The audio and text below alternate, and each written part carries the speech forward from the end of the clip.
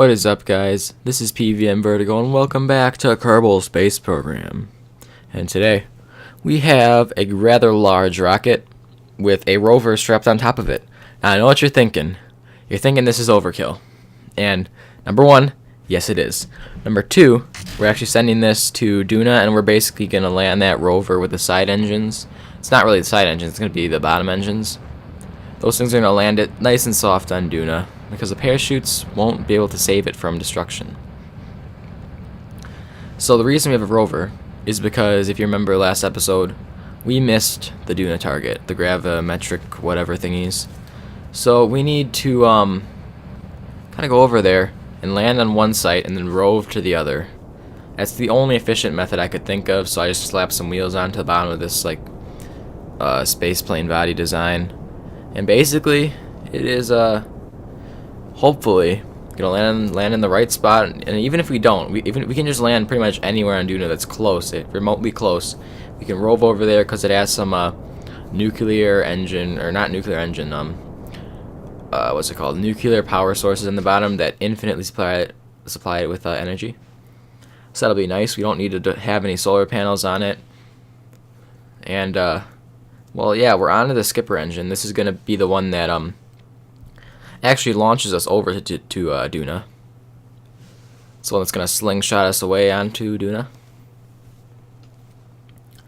And actually, surprisingly enough, the stage that has the easiest or the best thrust is actually the last stage. As you can see, there's like wheels and stuff and fuel tanks slapped to it, so it's kind of unstable at the skipper stage, but when the actual car or rover itself is propulsing itself, it'll be stable. So that gives you a greater landing control. And I have landing gear to protect the wheels too. I have that strapped to those cubic octagonal or cubic struts or whatever. And yeah, we run into the moon on the way, but that's okay because we're just gonna adjust it so that we don't have to run into that. We're gonna take it a little bit like that. Nope, further. There we go.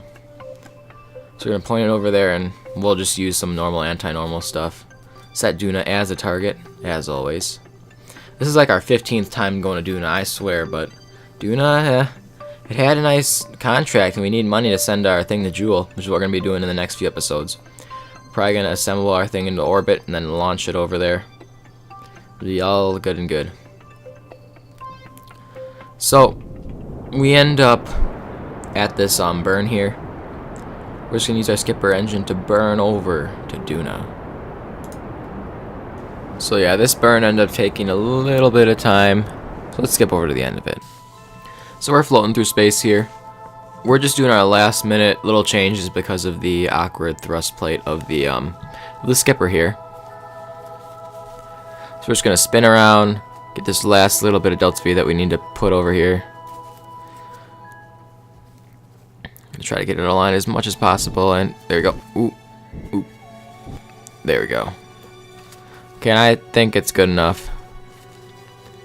Hopefully, yep, it's satisfactory within 500,000 meters. And we know from experience that that is not right at all, but we're gonna go with it.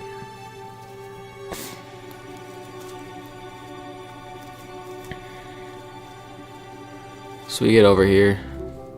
And we are just in the middle of a, we're going to try to get into a polar orbit, so we're just going to do some adjustment burns here. That's good enough.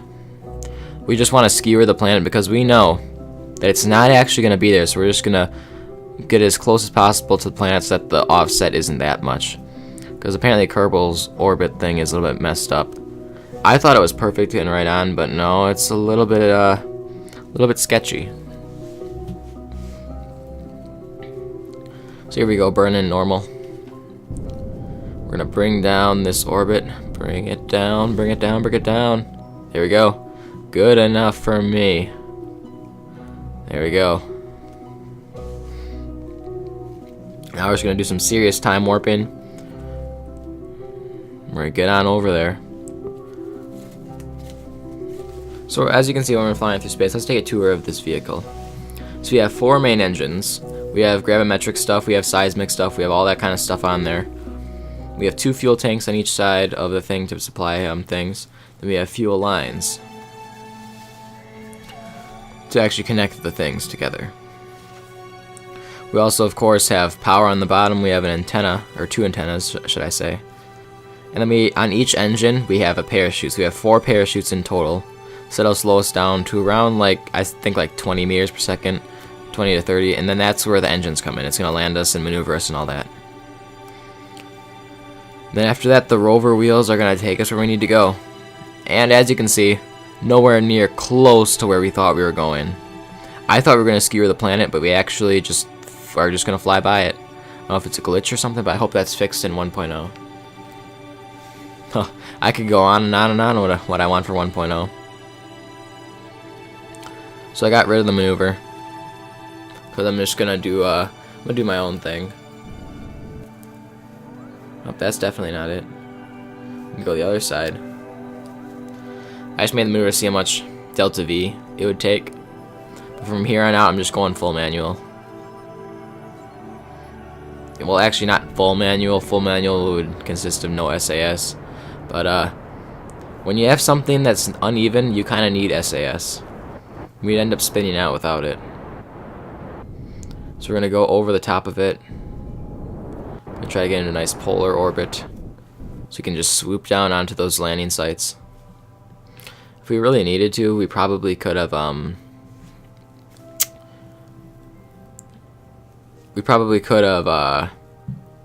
the orbit down a little bit, but I kind of wanted to get it in a wider orbit. I don't know why. I just wanted to swoop down a little bit faster, so same difference. So we're just making our maneuver here. Gonna get it aligned, and well, we're gonna time warp on over there, and here we are.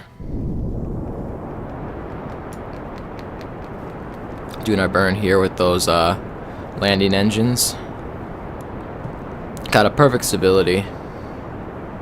As of right now, at least. Look at those nuclear things in the bottom.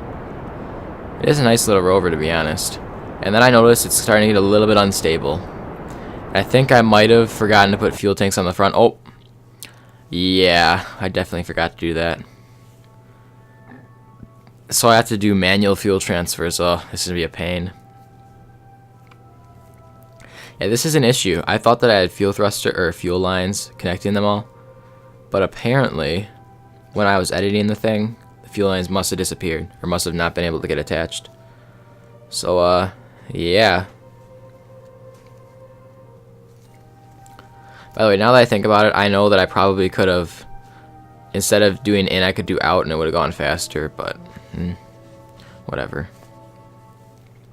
So I'm trying to get this thing stable. That's basically what's happening. So I am getting the in there. I'm going to try to make it as balanced as possible. So as you can see, we're doing some fuel transfers here. Just trying to get things as even as we can, so that we don't, like crash and burn. So we're gonna try to complete this maneuver in one of these little blocks, because I do not want to have to reorganize the fuel again before landing. I mean, I already have to do it before landing, but I mean, not again for just this maneuver. You can see a little bit of instability happening there, and starting to flip. I'm not really sure why that would be the case, to be honest. I mean, there's still the same amount of fuel in the actual big tanks, so I don't know why it would flip that much. It's not like the engines are going completely out, but I guess we just have to reallocate it to make it even. So we are doing this again. This is hopefully the last time before this maneuver. It will be the last time, since we only have a few meters per second delta V left in this maneuver. And that reminds me, we are not going to be using this engine once we land. We're just going to be roving around, basically. So we're just going to finish the burn up here. I overdid it a little bit. That's okay. Let's see here. We got the maneuver down. Let's see, we're going to try to reorient ourselves with this target. Alright. So here we are. We're on our landing trajectory. And we are gonna fly a little bit over it. So I'm trying to put the brakes on right now. Because I noticed that, yeah, we're gonna pretty much just fall out of orbit way too late. I keep forgetting that the Duna atmosphere is way too thin, and it's probably not going to slow us down that much. So we're going to have to do a braking burn way up here. But we do have to leave enough fuel to actually land, so that's a stipulation too. So let's just try to figure this out. Trying to reorient ourselves. Oh, flipping the wrong way there. By the way, I'm controlling myself via a there's a little bit of a probe on the top of that cockpit there. I don't know if you can see it, but that's what I'm controlling it by, because otherwise it's all messed up because the cockpit is like horizontal. So this makes the engines easier to orient by using the thing on top, just because the plane is actually like what an actual rocket would be. You can see right there, yeah, it's glitching through right about there. So we're gonna do some more fuel switching to make it as stable as possible for landing. You can see how messed up the engines are and fuel over to the left there. Just a whole combination of things. If I only had fuel lines, this wouldn't have happened. This would have been a whole lot more efficient with fuel lines. And see, as we come down here, we have to keep on refueling and reorganizing. Yeah. Okay, now I think it's even. And for some reason, only one side is draining, but that's okay. Because we are flying over the sites now, and we're getting prepped for landing. Checking my Delta V stats, good enough. Kind of flying over our abandoned ship down there. That's okay. I'm thinking that we can land within like 10 kilometers, and it should be good. But I failed to estimate the Duna atmosphere correctly, because I have learned that pretty much where the thing is pointing, that's pretty much where you're going to land. So, as you can see, we are running a little bit low on fuel here. Not by much, but you can see that the two engines that are actually running off of the actual fuel tank, like the middle fuel tank, those ones actually have a fuel line. You can see that the fuel is very, very low. The two other ones are only using the two small tanks, which means that the fuel you have in there isn't really a whole lot. And meanwhile, we're pretty much just flying over the sites. We're overshooting it by a ton. I've deployed the parachutes already,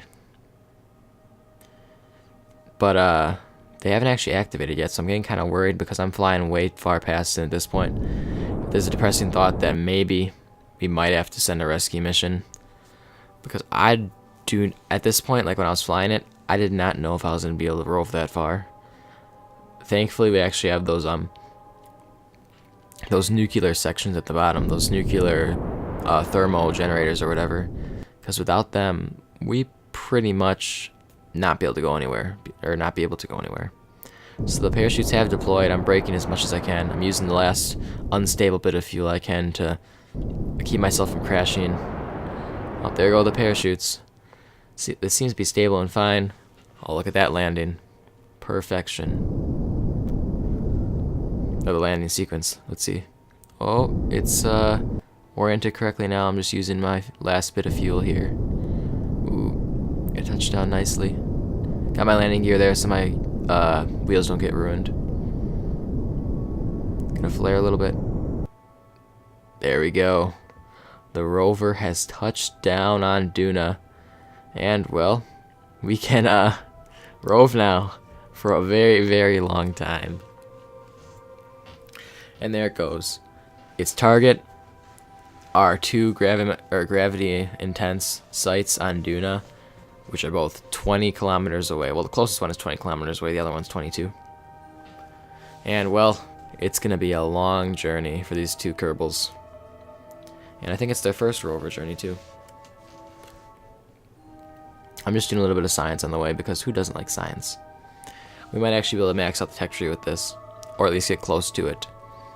If we max out the tech tree, pretty much our Joule mission will be, you know, just for show. But that's okay, because we need the monies we will get from that. So as I was flying over, like when we were doing the landing, I saw a big canyon, so we're probably going to have to slow down a little bit when we're down there, otherwise we're going to end up flipping. But we might have to actually shed some weight. So here we are going down the canyon, trying to keep a straight shot.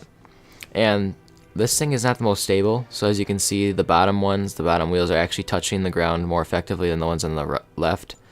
And so the ones that are actually touching are more effective at, pushing, so it's making the thing go all crazy. You can see it's like turning weirdly because of the instability there. And so we're trying to be as careful as we can here, but we just happen to hit a bump. And we kind of are messed up. Oh, look at that. 2 engines gone. Well, when there's 2 engines gone, you might as well just kill the rest of them. There we go. And there it is, a rover with no way to get home. All it can do now is just rove. That is if it can get back on its wheels. So we do a ludicrous flip. We're gonna try to turn it around. We're gonna try to turn it. Then we're gonna try to boost it up. Oh, that didn't work. Okay, try number 2. Okay, we're just gonna turn it, get a bit of centrifugal force going, and flip. Oh, it's going. Oh, it's going too far now. Oh, there we go. Oh, there we go. Nicely done. Whew. Oh, we lost our engines, but who needs those anyway when we're just gonna be roving? So here we are. We made it after like an hour and a half of driving. I didn't want to put that in there, but yeah, we made it. We're gonna do a gravimetric scan, and there's one part of the contract done. We ended up doing a lot more science too, because Duna has a lot of science. This is like one of the only places we actually gone. We could have gone to Elo, could have gotten asteroids. Probably gonna do that in the following episodes after Jewel, or maybe we'll just end it. But yeah, science is always good. I did not know that Duna actually had biomes now. That's kind of odd. So here we are, back on the drive, going up this fairly steep hill, because at the top of this hill, there is, well, Site B, or Site A. I don't know which one I hit up first, but we need to get there for the science and the contract. It's all at stake. 2 missions in the making. We're gonna be full of science and full of richness. And we're getting up close here. We are here. We've made it to Alpha. It actually was A site. I don't know why I'm saying A site. This isn't Counter-Strike. It's Alpha site. What am I talking about? But anyways, we're just gonna do this gravimetric scan and very dramatically get the angle, do the crew report. Nothing's in the crew report. Get this scan, and boom, there it is. That was our contract's end. We did all this work just for that. And well, let's reap the benefits of this contract. Because who doesn't want to reap benefits? So we're going off to here. Turns out we actually got a ton of science. 1,100. You know what that means? That means that after all these years, all 20-something years of Kerbal innovation, they have finally maxed out the tech tree. All that is left is to max out the actual buildings, and then after that, it's just pretty much they just have to explore a little bit, and then their Kerbal space journey will be over. There it is, the completed tech tree. Coming up at the end of the series here. Hopefully you enjoyed this. Hopefully you want to see what's next. If you want to do that, please subscribe. More of these videos will be rolling out. This is PVM Vertigo. Peace out.